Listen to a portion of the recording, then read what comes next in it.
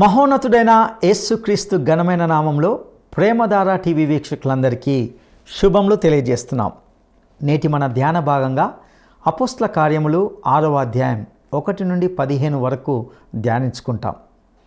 ఈ భాగంలో కొన్ని శ్రేష్టమైన విషయాలను తెలుసుకుంటాం.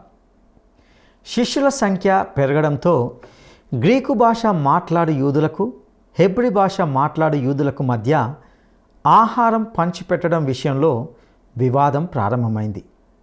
ఈ విషయమై శిష్యులతో మాట్లాడాలని అపోస్తులు నిర్ణయించుకున్నారు.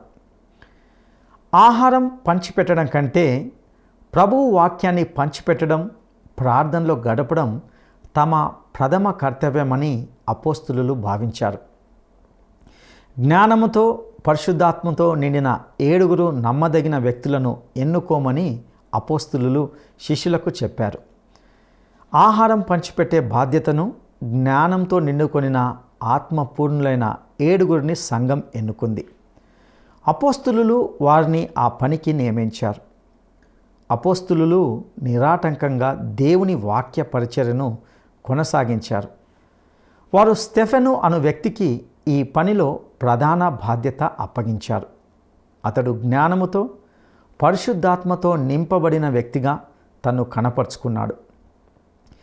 చేతిలో ఉన్న పనిలో అతనికి సహాయం చేయడానికి ఎంపిక చేయబడిన ఇతర శిష్యులలో ఫిలిప్పు, ప్రోకోరు, నికానోరు, తీమోను, పర్మెనసు, నికోలసు అనువారు ఉన్నారు.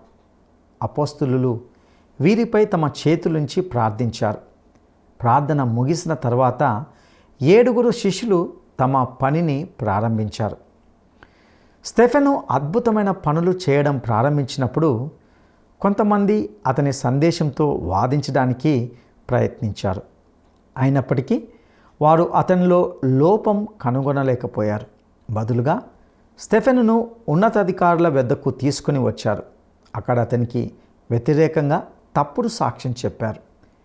ఇక దీనికి సంబంధించిన అనేక విషయాలను నేటి పాఠంలో మనము తెలుసుకుందామా? సోదరీ సోదరులారా, మీ బైబిళ్ళు తెరవండి. ఈరోజు మన పాఠం అపోస్తల కార్యములు 6వ అధ్యాయం 1 నుండి 15వ వచనం వరకు వినండి. ఆ దినములలో శిష్యుల సంఖ్య విస్తరిస్తున్నప్పుడు అనుదిన పరిచర్యలో తమలోని విధవరాండ్రను చిన్నచూపు చూచారని హెబ్రీయుల మీద గ్రీకు భాష మాట్లాడే యూదులు సణగసాగారు. అప్పుడు 12 అపోస్తలులు తమ వద్దకు శిష్యుల సమూహమును పిలిచి అన్నారు, మేము దేవుని వాక్యమును బోధించడము మాని ఆహారము పంచిపెట్టడం యుక్తము కాదు. కాబట్టి సహోదరులారా, ఆత్మతో జ్ఞానముతో నిండిన వారై మంచి పేరు పొందిన 7 మనుష్యులను మీలో ఏర్పరచుకొనండి. మేము వారిని ఈ పనికి నియమిస్తాము. అయితే మేము ప్రార్థన యందు వాక్య పరిచర్య యందు ఎడతెగకుండా ఉంటాము. ఈ మాట జనసమూహమంతటికీ ఇష్టమైనందున వారు విశ్వాసముతో పరిశుద్ధాత్మతో నిండిన వాడైన స్టెఫను, ఫిలిప్పు, ప్రోకోరు, నికానోరు, తీమోను, పర్మెనాసు, యూదమత ప్రవిష్టుడైన అంతియొకయ్య వాడగు నికోలాసు అనే వారిని ఏర్పరచుకున్నారు.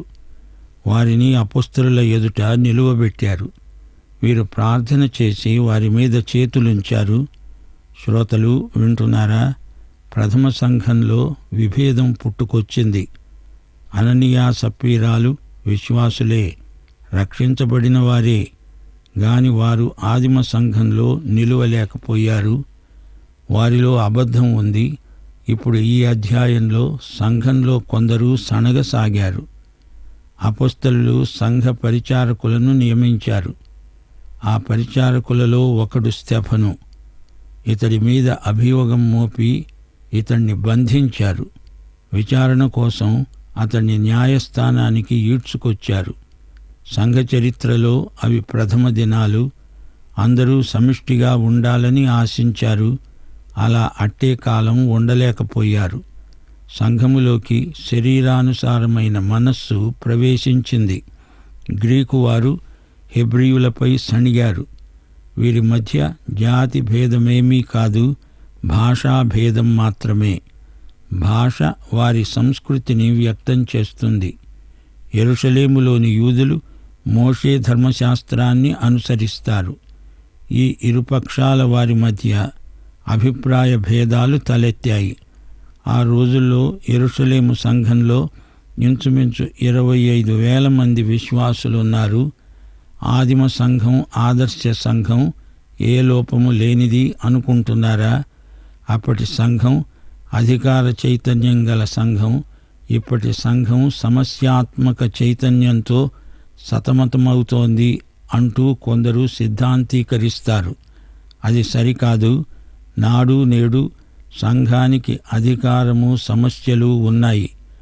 దేవుడు సంఘానికి ఎంతో పదోన్నతి అనుగ్రహించాడు. కాని సైతానీయ ధోరణులు వచ్చి సంఘంలో కలవరము, విభేదాలు తెచ్చిపెట్టాయి. డబ్బు, వస్తువులు పంచిపెట్టడంలో స్వార్థము, శరీరానుసారమైన మనస్సు ప్రవేశించింది. గ్రీకు భాష మాట్లాడేవారు సణిగారు. గ్రీకు గుంపు చిన్నది, మమ్మలను చిన్నచూపు చూస్తున్నారు.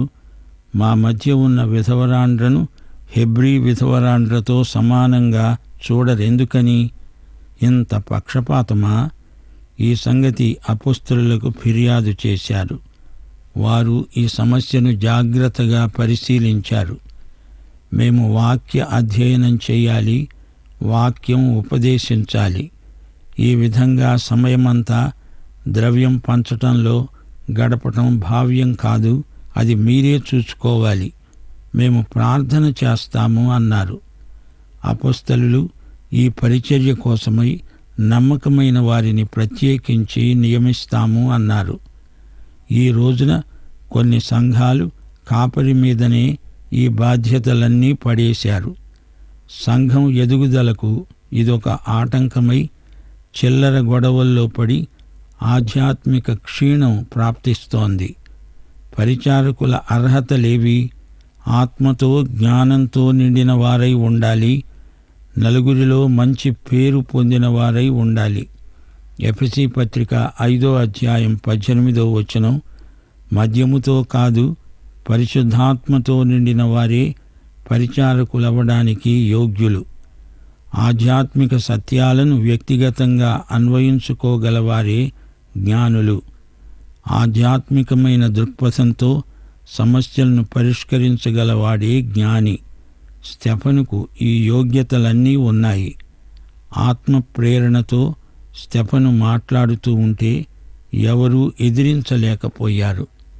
రక్షించే విశ్వాసం మాత్రమే కాదు, జీవించే విశ్వాసము, సేవించే విశ్వాసము అతనికున్నాయి. సాక్ష్యమిచ్చే విశ్వాసం కూడా ఉంది. అతడు విశ్వాసంతో నిండినవాడు. పరిచారకులను ఎంపిక చెయ్యాలి. 7 అభ్యర్థులున్నారు. అందరి పేర్లలో మొదట ఉంది స్టెఫను పేరు. సంఘంలో ఎవరికి అప్పగించబడిన బాధ్యతలు వారే నమ్మకంగా నిర్వర్తించాలి. స్టెఫను, ఫిలిప్పు ఈ 2 పేర్లు మనకు చిరపరిచితం. వారిద్దరూ ఆధ్యాత్మిక వ్యక్తులు. వారు పరిచారకులు. అపోస్తలులు 7 మీద చేతులుంచి వారిని సంఘ సేవకులుగా నియమించారు. హస్త నిక్షేపణ అంటే ఏమిటి? దానిని దేవుడు ఎందుకు నిర్దేశించాడు? పాత నిబంధనలో లేవియ కాండంలో ఒక వ్యక్తి బలిపశువు మీద చెయ్యి ఉంచుతాడు. అనగా అతడు ఆ బలిపశువుతో తనను తాను సంయుక్తపరుచుకుంటున్నాడు. బలిపశువు అతని స్థానాన్ని ఆక్రమించింది. అది తనకు ప్రత్యామ్నాయం అని అర్థం. అపోస్తలులు పరిచారకులపై చేతులుంచారంటే వారు అపోస్తలులతో పాలివారు. సేవలో వారు అపోస్తలులకు జతపనివారు. వీరు సేవకై ప్రత్యేకించబడిన వారు. క్రీస్తుకు సంబంధించిన విషయాలలో అందరికీ భాగం ఉంది, సహవాసం ఉంది.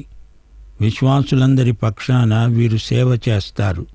స్టెఫను, ఫిలిప్పు ప్రభృతులు వీరు చేసే సేవ భౌతిక అక్కరలకు సంబంధించింది.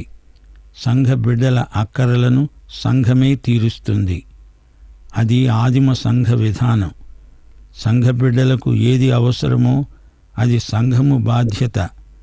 దేవుని వాక్యము ప్రబలమై శిష్యుల సంఖ్య యెరూషలేములో బహుగా విస్తరించింది. యాజకులలో అనేకులు విశ్వాసమునకు లోబడ్డారు. దేవుని వాక్యం ప్రబలమవ్వాలి. దేవుని వాక్యం సజీవ బీజం. అది విస్తరిస్తుంది, రాను రాను ప్రబలమవుతుంది. వాక్యం ఇంతింతై మరింతై ఇంకా బలపడుతుంది. యాజకులు కొందరు యేసు ప్రభువు శిష్యులయ్యారు. వారు దేవాలయంలో సేవ చేస్తూ ఉండగా ఒకరోజు దేవాలయపు తెర పైనుండి కిందికి నడిమికి చిరిగింది. యేసు వద్దకు రావడానికి ఆటంకం, అభ్యంతరం తొలగిపోయింది. 8వ వచనం నుండి, స్తెఫను కృపతో బలముతో నిండినవాడై ప్రజల మధ్య మహత్కార్యములను, గొప్ప సూచక క్రియలను చేస్తూ ఉన్నాడు. అప్పుడు లిబర్తీనులు అనబడిన సమాజములో, కురేనీయుల సమాజములో, అలెగ్జాంద్రియుల సమాజములో, కిలికియ నుండి, ఆసియా నుండి వచ్చిన వారిలో కొందరు వచ్చి స్తెఫనుతో తర్కించారు గాని మాట్లాడటమందు అతడు అగపరిచిన జ్ఞానమును, అతన్ని ప్రేరేపించిన ఆత్మను వారు ఎదిరించలేకపోయారు. అప్పుడు వారు, వీడు మోషే మీద, దేవుని మీద దూషణ వాక్యములు పలుకగా మేము విన్నాము అని చెప్పటానికి మనుష్యులను కుదుర్చుకొని ప్రజలను, పెద్దలను, శాస్త్రులను రేపి అతని మీదికి వచ్చి అతన్ని పట్టుకొని మహాసభ వద్దకు తీసుకొని పోయి అబద్ధపు సాక్షులను నిలువబెట్టారు. వారన్నారు, ఈ మనుష్యుడు ఎప్పుడూ ఈ పరిశుద్ధ స్థలానికి, మన ధర్మశాస్త్రానికి విరోధముగా మాట్లాడుతున్నాడు. ఈ నజరేయుడైన యేసు ఈ చోటును పాడుచేసి మోషే మనకిచ్చిన ఆచారములను మారుస్తాడని వీడు చెప్పగా మేము విన్నాము. సభలో కూర్చున్న వారందరూ అతని వైపు తేరి చూడగా అతని ముఖము దేవదూత ముఖము వలె వారికి కనపడింది. సోదరీ సోదరులారా, వింటున్నారా? ఆదిమ సంఘమంతటిలో స్తెఫను ప్రాముఖ్యమైన వ్యక్తి, విశ్వాసి. ఈ పరిచారకులు అపొస్తలులతో పాటు సూచక వరాలు గలవారు, నాయకులు. స్తెఫను బలమైన సువార్త సాక్షి. సద్దూకయ్యుల దృష్టి స్తెఫను మీద పడింది. స్తెఫనుకు వ్యతిరేకంగా అబద్ధ సాక్షులను తెచ్చారు. స్తెఫను సన్హెద్రిను సభ ఎదుట నిలిచాడు. అబద్ధ సాక్షులు సగం నిజం చెబుతారు. ఈ దేవాలయమును పడగొట్టండి, 3 దినములలో దీనిని లేపుతాను అన్నాడు ప్రభు. నిజమే. అయితే ప్రభు తనను తాను చూపుకుంటూ ఈ దేవాలయము అన్నాడు. అది ఆయన శరీరమే. ఈ సాక్షులు యేసు మాటలను అపార్థం చేసుకున్నారు. ఆయన దేవాలయాన్ని పడగొట్టండని శిష్యులను పురికొల్పుతున్నాడు అని సాక్ష్యమిచ్చారు. యేసు మాటలను లోకం అపార్థం చేసుకోవడం కొత్తేమీ కాదు. నాటి నుండి నేటి వరకు ఇదే తంతు కొనసాగుతున్నది. యేసును వారు ఎలా అపార్థానికి గురి చేశారో అలాగే స్తెఫను మాటలను వీరు అపార్థం చేసుకొని దానికి పెడర్థాలు చెప్తున్నారు. యేసును ద్వేషించిన లోకం యేసు సాక్షులను ప్రేమిస్తుందా? మోషే ధర్మశాస్త్రాన్ని దేవుని బిడ్డలు వ్యతిరేకించరు. ధర్మశాస్త్రాన్ని నెరవేర్చిన యేసు మాట చొప్పున బ్రతుకుతారు. మనల్ని రక్షించింది ధర్మశాస్త్రం కాదు, కృప. స్తెఫను ముఖం దేవదూత ముఖంలాగా ప్రకాశించింది. యేసు తేజస్సు అతని ముఖం మీద ప్రసరించింది. ప్రియ శ్రోతలు, అపొస్తల కార్యముల గ్రంథంలో యేసు పునరుత్థానం ఎంతో ప్రాముఖ్యం సంతరించుకున్నది. అపొస్తలుల బోధలో యేసు పునరుత్థానం ముఖ్యాంశం. దేవుడు యేసును ఎంతో హెచ్చించాడు. పేతురు, స్తెఫను, ఫిలిప్పు, పౌలు ప్రకటించిన సత్యం పునరుత్థానం. పాత నిబంధన లేఖనాలను ఎక్కువగా ఉదహరించారు. యోవేలు, దావీదు, మోషే, యెషయా ప్రవచనాలను ఉటంకించారు. ఆత్మకు దీపం దేవుని వాక్యం, ఆత్మకు జీవం. దేవుని వాక్యం అనుదిన ఆహారం, మన జీవాహారం అనుదినాహారం ఆ దేవుని వాక్య ధ్యానం. క్రీస్తే జీవాహారం. ప్రభు యేసే శాశ్వత జీవం.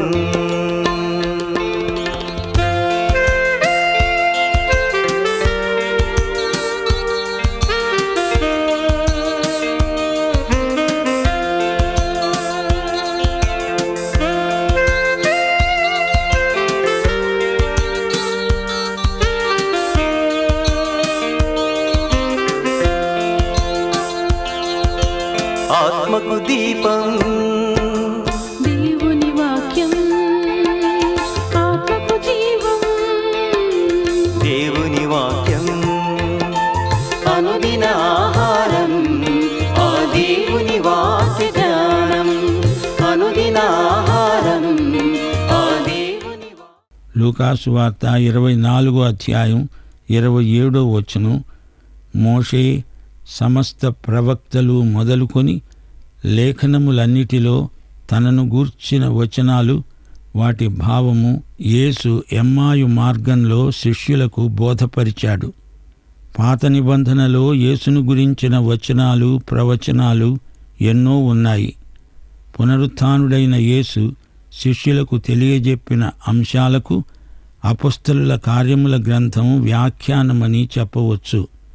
స్టెఫను 7వ అధ్యాయంలో చేయబోయే ప్రసంగమంతటిలో నెరవేరిన ప్రవచనాలు ఎలా చరిత్రలో భాగమైనది తేటగా చూపబడింది. అపొస్తలుల కార్యములు 6వ అధ్యాయం 11వ వచనంలో వారన్నారు, ఈ స్టెఫను మోషే మీద దేవుని మీద దూషణ వాక్యములు పలికాడు. అనగా స్టెఫను చరిత్రకు చేసిన వ్యాఖ్యానాన్ని వారు దైవదూషణ అన్నారు. ఈ అధ్యాయంలో శిష్యుల సంఖ్య ఎంతో విస్తరించింది. యేసు శిష్యులు ఎందరెందరో ఉన్నారు. సంఘంలో సణుగు మొదలైంది. అందరూ సమిష్టిగా జీవించటంలో అపశృతులు వస్తున్నాయి. అపొస్తలులు సంఘనాయకత్వంలో కొత్త వరవడి ప్రవేశపెట్టారు. బాధ్యతలను కొందరు యువకులకు పంచారు. నేర్పు, తలాంతులు గలవారిని ఎన్నుకొని వారికి ఇలాంటి బాధ్యతలను అప్పగించారు. దేవుని వాక్యం బోధించే పరిచర్య మాది. బలల వద్ద పరిచర్య చేయడం అనగా ఆహారం పంచిపెట్టడం మా పని కాదు అని స్పష్టం చేశారు. 7 అభ్యర్థులను వారు ఎంపిక చేశారు. సంఘ పరిచర్యకు అవసరమైన యోగ్యతలు పేర్కొనబడ్డాయి. బలమైన విశ్వాసము గలవాడు, ఆత్మపూర్ణుడైన వాడు మాత్రమే సంఘ పరిచర్యకు తగినవాడు. విశ్వాసము అంటే పనిచేసే విశ్వాసం. ఆహారము పంచిపెట్టే పని, అది సాంఘిక సామాజిక సేవ అయినా దానికి విశ్వాసము కావాలి. ఆత్మ నింపుదల కావాలి. క్రియలు లేని విశ్వాసం మృతం. విశ్వాసం ఆవగింజ అయినా అది ఎదుగుతుంది. అది సజీవ విశ్వాసం. గింజలో జీవమున్నది. దాన్ని ఎడతెగని సేవ ద్వారా పెంచాలి. విశ్వాసం పెరగాలి, పెరుగుతూ ఉండాలి. పరిపక్వత దిశగా విశ్వాసము ఎదగాలి. ఆవగింజను సరిగా నాటితే అది కూర మొక్కలన్నిటిలో పెద్దదవుతుంది. ఇంకా ఇంకా ఎదిగి కొండలను సైతం పెకలించగలుగుతుంది. అపొస్తలులు ప్రార్థన చేసి వారికి హస్త నిక్షేపణ చేశారు. అపొస్తలులు వాక్య పరిచారకులు. స్టెఫను, ఫిలిప్పు మొదలైన వారు ఆహారం పంచిపెట్టే సేవకులు. అయినా అపొస్తలులు తమ హస్త నిక్షేపణ ద్వారా వారిని తమతో సమానమైన సేవకులుగా గుర్తించారు. సువార్త సేవ, సాంఘిక సేవ ఈ రెండు యేసు ప్రభు ఆమోదించినవే. ఈ రెండు యేసు ప్రభు యొక్క రెండు చేతులు. బీదలను, బీద విధవరాండ్రను పరామర్శించడము, ఇహలోక మాలిన్యము అంటకుండా జాగ్రత్త పడడము, ఈ రెండూ సమానంగా ముఖ్యమని మనము గ్రహించాలి. ప్రార్థన, వాక్య పరిచర్య ఎంత ముఖ్యమో ఆహారము పంచిపెట్టే పని కూడా అంత ముఖ్యమే. సంఘ నాయకులు ఈ రెండు సేవల మధ్య సమతౌల్యం కలిగి ఉండాలి.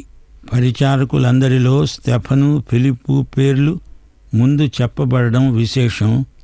నికోలాసు యూదమత ప్రవిష్టుడు, అంటే అన్యమతస్థుడు, యూదమతంలో ప్రవేశించి యూదమత ప్రవిష్టుడయ్యాడు. అయితే ప్రియ సోదరీ సోదరులారా, వింటున్నారా?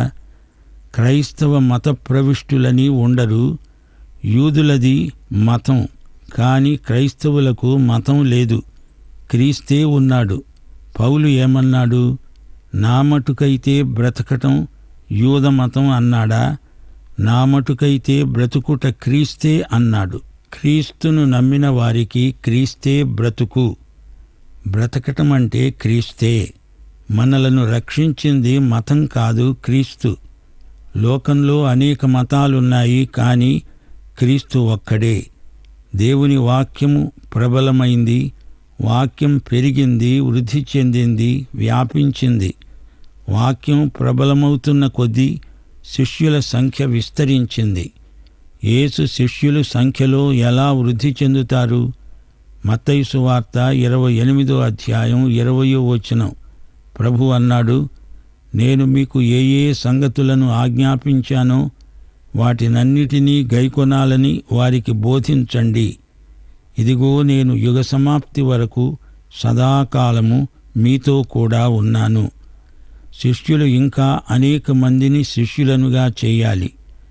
యాజకులలో అనేకులు విశ్వాసానికి లోబడ్డారు, అంటే విశ్వసనీయులైనారు. యేసు నమ్మకమైనవాడు, యేసు శిష్యులు నమ్మకమైనవారు. విమోచన, బహుమానం, తీర్పు విషయంలో యేసు ఎంతైనా నమ్మదగినవాడు. 1 కొరింథీ 1వ అధ్యాయం 9వ వచనం. మన ప్రభువైన యేసుక్రీస్తు అనే తన కుమారుని సహవాసానికి మనల్ని పిలిచిన దేవుడు నమ్మకమైనవాడు. స్తెఫను కృపతో నిండినవాడు, అదే అతని బలం. కృపాబలం శారీరక బలానికి అతీతమైనది. 2 తిమోతి 2వ అధ్యాయం 1వ వచనంలో పౌలన్నాడు, నా కుమారుడా, క్రీస్తు యేసునందున్న కృపచేత బలవంతుడవు కా. ఇక్కడ స్తెఫను కూడా క్రీస్తు యేసునందున్న కృపచేత బలవంతుడు. క్రైస్తవ యువతీ యువకులారా, మీరు బలవంతులా? కృపాబలం మీకుందా? క్రీస్తునందలి కృపే మీ బలం. బలవంతులై ఉండండి. స్తెఫను గొప్ప సూచక క్రియలు, మహత్కార్యాలు చేశాడు. అది అతని కృపాబలం. స్తెఫనుతో కొందరు వేదాంతులు వివాదం పెట్టుకున్నారు. స్తెఫను వారితో మాట్లాడాడు. స్తెఫను మాటల్లో జ్ఞానం ఉట్టిపడుతోంది. స్తెఫను కనపరిచిన జ్ఞానం ఎలాంటిది? యాకోబు పత్రిక 3వ అధ్యాయం 17వ వచనం. పైనుండి వచ్చే జ్ఞానము పవిత్రమైనది, సమాధానకరమైనది, మృదువైనది, సులభముగా లోబడేది, అంటే వాక్యానికి దేవునికి లోబడేది, కనికరముతో మంచి ఫలములతో నిండినది, పక్షపాతము వేషధారణ లేనిది. స్తెఫనును ప్రేరేపించిన ఆత్మకు ఎదురులేదు. ఆత్మ ప్రేరణ గలవారు వివాదాలను రెచ్చగొట్టరు, సమస్యను సమాధానపూర్వకంగా పరిష్కరిస్తారు. స్తెఫనుకు వ్యతిరేకంగా కొందరు సాక్షులను పోగు చేశారు. వీడు మోషేను దేవుణ్ణి దూషిస్తున్నాడు అన్నారు. మోషే ధర్మశాస్త్రానికి దేవునికి సంబంధించిన తమ స్వంత వివరణే సరైందని, మిగతాదంతా దైవదూషణ అని తీర్పు చెబుతున్నారు. ఇలాంటి సిద్ధాంతులు, రాద్ధాంతులు మన మధ్య కూడా కొందరున్నారు. ప్రజలు, పెద్దలు, శాస్త్రులు స్తెఫనును నిర్బంధంలోకి తీసుకున్నారు. మహాసభ ఎదుట వీరు హాజరయ్యారు. స్తెఫను మీద వారు మోపిన నేరం నిరాధారమైనది. ఇతడు పరిశుద్ధ స్థలానికి, ధర్మశాస్త్రానికి వ్యతిరేకంగా మాట్లాడుతున్నాడు అన్నారు. దేవుని మాటలు ప్రకృతి సంబంధులకు సరిగా అర్థం కావు. ఆత్మ సంబంధులే ఆధ్యాత్మిక విషయాలను సరిగా గ్రహించగలరు. సభలో కూర్చున్న వారికి స్తెఫను దేవదూతలాగా కనిపించాడు. స్తెఫను ముఖం ప్రకాశించింది. సోదరీ సోదరులారా, వింటున్నారా? యేసుతో సహవాసం చేసేవారి ముఖాలు ప్రకాశిస్తాయి. 2 కొరింథీ 3:17-18 వచనాలు. ప్రభువే ఆత్మ. ప్రభువు యొక్క ఆత్మ ఎక్కడ ఉంటాడో అక్కడ స్వాతంత్ర్యం ఉంటుంది. మనమందరము ముసుకులేని ముఖాలతో ప్రభువు యొక్క మహిమను అద్దము వలె ప్రతిఫలింపచేస్తూ మహిమ నుండి అధిక మహిమను పొందుతూ ప్రభువగు ఆత్మచేత ఆ పోలికగానే మార్చబడుతున్నాము. దేవునికి స్తోత్రం. ప్రియ శ్రోతలారా, సోదరీ సోదరులారా, వింటున్నారా? అపొస్తలుల కార్యముల గ్రంథంలో 6వ అధ్యాయంలో మనకు పరిచయమైన స్తెఫను సంఘ చరిత్రలో మొదటి హతసాక్షి. హతసాక్షుల రక్తం సంఘానికి బీజం వంటిది. యేసు హతసాక్షి కాడు, ఆయన మన రక్షకుడు, హతసాక్షుల రక్షకుడు, ప్రభువు. యేసు మరణం మనకు రక్షణార్థమైనది. ఈ యేసును లోకానికి ప్రకటించటంలో అనేక మంది భక్తులు ప్రాణాలు కోల్పోయారు. యేసు శిష్యులు సేవలో తమ ప్రాణాలను సైతం తమకు ప్రియమైనవిగా ఎంచలేదు. సిలువను మోసి లోకమును తల్లక్రిందులు చేశారు. ప్రియ శ్రోత, నీవు ఈ యేసుక్రీస్తును వ్యక్తిగత రక్షకునిగా, ప్రభువుగా ఎరుగుదువా? పాఠం సమాప్తం. దైవాశీస్సులు. ఆమేన్. ప్రియులారా, ఆదిమ సంఘంలో శిష్యుల సంఖ్య పెరగడంతో గ్రీకు భాష మాట్లాడు యూదులకు, హెబ్రీ భాష మాట్లాడు యూదులకు మధ్య వివాదం ప్రారంభమైంది. తమలోని వితంతువులను చిన్నచూపు చూశారని గ్రీకు యూదులు భావించారు. ఈ విషయమై శిష్యులతో మాట్లాడాలని అపోస్తులు నిర్ణయించుకున్నారు. జ్ఞానంతో, పరిశుద్ధాత్మతో నిండిన 7 నమ్మదగిన వ్యక్తులను ఎన్నుకోమని అపోస్తులు శిష్యులకు చెప్పారు. ఆహారం పంచిపెట్టే బాధ్యతను జ్ఞానంతో నిండుకొన్న ఆత్మపూర్ణులైన 7 సంఘం ఎన్నుకుంది. అందులో ఒకరు స్తెఫెను. అతనికి సహాయం చేయడానికి పరిచారకులుగా ఎంపిక చేయబడిన ఇతర శిష్యులలో ఫిలిప్పు, ప్రోకోరు, నీకానోరు, తిమోను, పర్మెనసు, నికోలసు అని వారు ఉన్నారు. స్తెఫెను అద్భుతమైన పనులు చేయడం ప్రారంభించినప్పుడు కొంతమంది అతని సందేశంతో వాదించడానికి ప్రయత్నించారు. అతని మీద అభియోగం మోపి బంధించి విచారణ కోసం న్యాయస్థానానికి ఈడ్చుకొని పోయారు. యేసు మాటలను లోకం కూడా అపార్థం చేసుకోవడం కొత్తేమి కాదు. నాటి నుండి నేటి వరకు ఇదే తంతు కొనసాగుతున్నది. యేసును వారు ఎలా అపార్థం చేసుకున్నారో యేసు బిడ్డలుగా మనల్ని కూడా అలాగే అపార్థం చేసుకుంటుంది. ఇక స్తెఫెను క్రీస్తునందున్న కృపచేత బలవంతుడు. విశ్వాసులుగా మనకు క్రీస్తునందలి కృపయే బలం. స్తెఫెను ముఖం ప్రకాశించింది. యేసుతో సహవాసం చేసేవారి ముఖాలు ప్రకాశిస్తాయి. దేవుడు కూడా మీకు అట్టి కృపను దయచేయునుగాక. దైవాశీస్సులు.